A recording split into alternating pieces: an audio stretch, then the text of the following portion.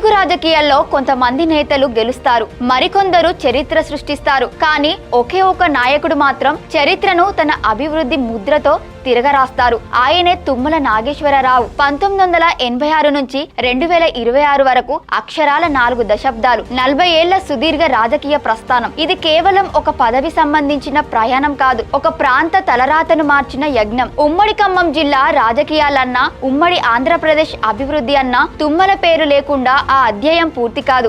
ఎన్టీఆర్ నుంచి రేవంత్ రెడ్డి వరకు 4 ముఖ్యమంత్రుల వద్ద మంత్రిగా పనిచేసిన రికార్డైన సొంతం. తుమ్మల నాగేశ్వరరావు రాజకీయ ప్రయాణం విశ్వవిఖ్యాత నట సార్వభౌమ నందమూరి తారక రామారావు ఆశీస్సులతో మొదలైంది. అది 1986 మే 14న తుమ్మల జీవితంలోనే కాదు, ఖమ్మం రాజకీయాల్లో ఒక కీలకమైన రోజుగా చెప్పుకోవచ్చు. అప్పట్లో ఎన్టీఆర్ యువ నాయకత్వానికి పెద్ద పీట వేస్తున్న తరుణం. తుమ్మల పని రాక్షసుడని గుర్తించిన ఎన్టీఆర్ ఆయనను తన క్యాబినెట్ లోకి తీసుకున్నారు.